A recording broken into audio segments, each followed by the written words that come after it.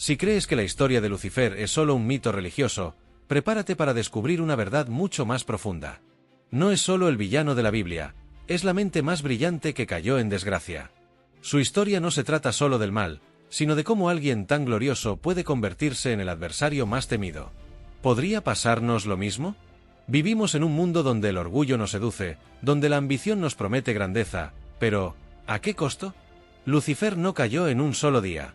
Fue un proceso, un pensamiento, una duda, una decisión. Y esa misma mecánica sigue operando hoy en día. ¿Estamos tan lejos de su historia como creemos?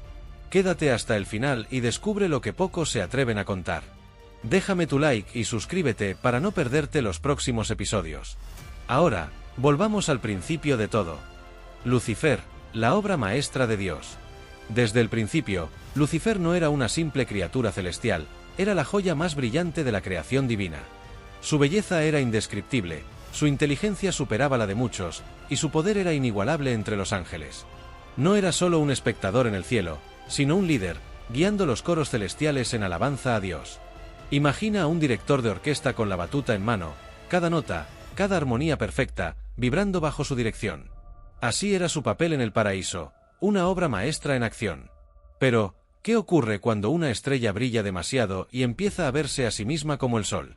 Lucifer, con toda su grandeza, comenzó a observarse en el reflejo de su propio esplendor. Su perfección era evidente, su puesto privilegiado innegable, pero poco a poco, una idea crecía en su interior. ¿Por qué adorar, si puedo ser adorado? Ahí nació la grieta en su corazón, la semilla de algo que, hasta ese momento, no existía en el cielo, el orgullo. Y cuando el orgullo se siembra, tarde o temprano, florece en rebeldía. El inicio de la caída. Todo comenzó con una simple pregunta en su interior: ¿por qué debo someterme? Lucifer, el ángel más glorioso, dejó que su propia luz lo cegara. Su deseo de reconocimiento creció hasta convertirse en una obsesión, y cada pensamiento alimentaba su orgullo. Empezó a compararse con Dios, a preguntarse si realmente era justo que alguien más tuviera el control absoluto. Así es como nace la insatisfacción, no de la falta, sino del deseo insaciable de más. Imagina a alguien que ha alcanzado la cima de su carrera, pero en lugar de disfrutar su éxito, siente que merece aún más. No acepta límites, no soporta la idea de estar bajo alguien. Así fue con Lucifer. Lo que antes era gratitud se convirtió en resentimiento. En silencio, comenzó a alejarse de su propósito original. Ya no lideraba los coros con la misma devoción. Algo en él había cambiado. Y cuando el pensamiento de rebelión se arraiga, no tarda en buscar aliados. El estallido de la rebelión. El punto de quiebre llegó con una revelación divina. Dios planeaba encarnarse en forma humana. Para Lucifer, esto era inaceptable. ¿Adorar una figura mortal? ¿Rendir pleitesía a una carne limitada? Su orgullo no lo permitió. Se convenció de que esta decisión era una humillación para los ángeles, y comenzó a propagar su descontento. Con palabras seductoras y argumentos lógicos, convenció a otros de que era injusto. Después de todo, ¿por qué un ser tan perfecto debería inclinarse ante la humanidad? Así se forman las grandes revueltas, con una idea disfrazada de justicia. No gritó rebelión de inmediato, sembró dudas, hizo preguntas estratégicas. Y cuando sus seguidores fueron suficientes, dejó de ocultar su desprecio por la autoridad divina. Ya no era un ángel leal, sino un líder revolucionario. Pero todo líder necesita un campo de batalla, y pronto, el cielo se convertiría en uno. La guerra en el cielo. El estallido fue inevitable. Miguel, el fiel guerrero de Dios, no dejó que la insurrección creciera sin respuesta. Con un ejército celestial, se alzó en defensa de la armonía divina. Lo que alguna vez fue un paraíso lleno de cantos, se convirtió en un campo de batalla. Imagina el choque de titanes, relámpagos cortando el cielo, fuerzas cósmicas colisionando. Ángeles contra ángeles, ideales contra ideales. Y en el centro, Lucifer, desafiando el orden supremo. Pero el orgullo, por más poderoso que sea, no es rival para la verdad. Miguel y su ejército lucharon con convicción, y la guerra celestial llegó a su clímax. Lucifer, con toda su astucia, no pudo contra la lealtad inquebrantable de aquellos que aún veían en Dios la luz absoluta. Y cuando una batalla se pierde, solo queda el exilio. La expulsión de Lucifer. La derrota de Lucifer fue más que una caída, fue una transformación. Ya no era el ángel glorioso, sino el desterrado, el errante, el adversario. junto con un tercio de los ángeles, fue arrojado a un abismo que no conocía la luz. En ese momento, el líder de la rebelión dejó de ser Lucifer, el portador de luz, y se convirtió en Satanás, el enemigo. Su nueva misión no era gobernar, sino corromper. Desde entonces, cada movimiento suyo ha estado destinado a separar a la humanidad de su creador. Su caída no terminó con su destierro, apenas comenzaba.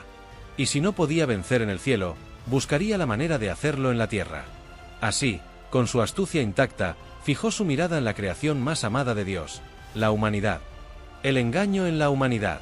Su primer gran movimiento fue sutil, disfrazado de consejo. En el Edén, no atacó con violencia ni con poder, usó palabras. ¿Acaso Dios dijo que no pueden comer de este fruto? Eva no se enfrentó a un monstruo, sino a una voz que sembró la duda. Y ahí radica su mayor estrategia, la manipulación, el engaño disfrazado de verdad. No fuerza a nadie, solo sugiere, susurra, persuade. Y así ha sido desde entonces. No aparece con cuernos y fuego, sino con ideas atractivas, con promesas de conocimiento prohibido.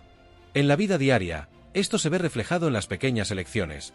Justificar lo incorrecto, racionalizar el egoísmo, darle prioridad al placer sobre la verdad. Lucifer no obliga, pero sugiere, y esas sugerencias han cambiado la historia de la humanidad. Pero la historia aún no termina. El papel de Lucifer en el Apocalipsis. El final ya está escrito. La batalla que comenzó en el cielo tendrá su desenlace definitivo. En los últimos tiempos, Lucifer desatará su furia con más intensidad, engañando a naciones enteras, sembrando caos y confusión. Su poder será visible, su influencia palpable. Pero, por más que se resista, la sentencia ha sido dictada, la victoria del bien es inevitable. El destino de Lucifer es el lago de fuego, el lugar de condena eterna. Su reinado de manipulación y engaño llegará a su fin. La historia que comenzó con gloria y terminó en maldición tendrá su última página. Y cuando ese día llegue, quedará claro que no hay poder que pueda desafiar la verdad divina. Pero antes de llegar allí, es importante entender cómo todo esto nos afecta en el presente.